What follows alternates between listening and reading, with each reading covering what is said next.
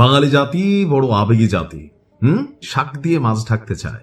আমাদের ইউনূস সরকারের মধ্যে কি পরিমাণ অনৈতিক সুযোগ সুবিধা নেওয়া হয়েছে।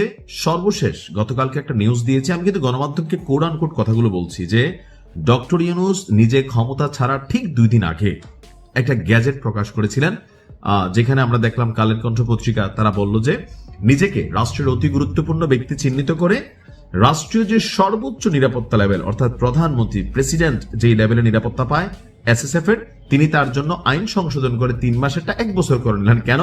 কারণ তার ধারণা তিনি হয়তো ঠাপানি খাইতে পারে। আর সাংবাদিক ইলিয়াস পিনাকি আর অনেকে তো বলছে আসিফ নজরুল ইসলামদেরকে যে প্যান্ট খুলা খুলে রাস্তায় নাকি দৌড়াবে, এরকম অনেক হুঁশিয়ারি হুমকি ধামকি আছে। তো ডক্টর ইউনূস নিজের জন্য যেই সুযোগ রাখলেন বাকিদের জন্য রাখেন নাই। আর এখন ইউনূস সরকারের মধ্যে সবচেয়ে প্রভাবশালী ইশরাককে আরো পুরো বিএনপিকে নাকানি চুমানি গুতানি খাওয়ানি একটা ক্যারেক্টার ছিল আসিফ মাহমুদ সজীব ভুইয়া, যার বিরুদ্ধে শত কোটি টাকা তার এপিএস এর বিরুদ্ধে দুর্নীতির অভিযোগ থাকার পরেও ইউনূস সরকারের সময় দুদক তেমন কোনো ভূমিকা রাখেনি। কিন্তু সরকার পরিবর্তনের পরপরই দুদকে এত পরিমাণ দুর্নীতির অভিযোগ জমা পড়েছে, খোদ ডক্টর ইউনূসের নামেও 1 ডজন অভিযোগ আছে। এর পাশাপাশি এই সরকারের মধ্যে সবচেয়ে বেশি দুর্নীতির অভিযোগ আছে উপদেষ্টা আসিফ মাহমুদ সজীব ভুইয়ার মধ্যে। এখন সবকিছু মিলিয়ে আসিফ মাহমুদ সজীব ভুইয়ার ব্যাংক হিসাব তলব করাকে কেন্দ্র করে সামাজিক যোগাযোগ মাধ্যমে মন্তব্য চলছে। এক গ্রুপ যারা আসিফ মাহমুদ সজীব ভুইয়ার এই সিস্টেমের মধ্যে কানেক্টেড ছিল, ভাগ পাইছে, খাইছে ভাই, খাইছে তো, এটা তো বাস্তবতা, তাই না? চপ্পল পরা আসিফ, রাষ্ট্রের 1% কোন সুযোগ সুবিধা এরা বাদ দিছে। আমি তো মনে করছিলাম ইউনূস সরকার আসার পরে তারা আগামী দিনের এমপিদের জন্য একটা আইডোলিজম তৈরি করে যাবেন, যে কারোর বিরুদ্ধে কোনো অভিযোগ উঠলে তারা পদত্যাগ করবেন। 18 মাসের ক্ষমতায় তারা পদত্যাগ করে নাই। টাকা টাকা ধান্দা ভাই, কামাইছে, প্রচুর কামাইছে।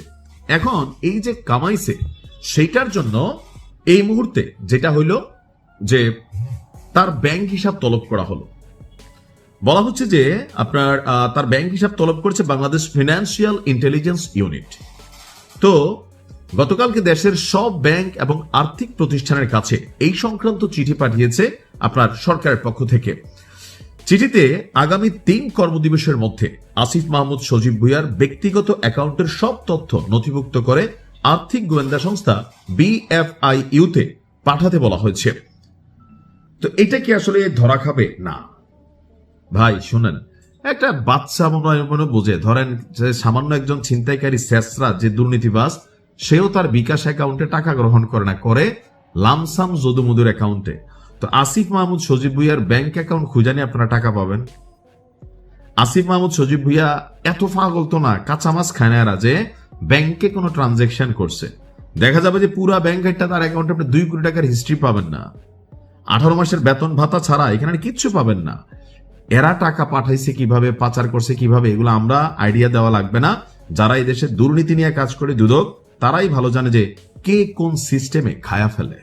আমরা মনে করি নিট অ্যান্ড ক্লিন একটা তদন্ত হওয়া দরকার। কিভাবে এদের বিরুদ্ধে যে শত শত কোটি টাকার দুর্নীতির অভিযোগ উঠলো, এমনি উঠছে, পালাইতে চেয়েছে দেশ ছেড়ে আসিফের এপিএস, কেন? একটা সুষ্ঠু তদন্ত করে এগুলো সবকিছু জনগণের সামনে প্রকাশ করা হোক। যদি নির্দোষ মুক্ত, আর যদি দোষী হয় তাহলে টাকা বের করতে হবে।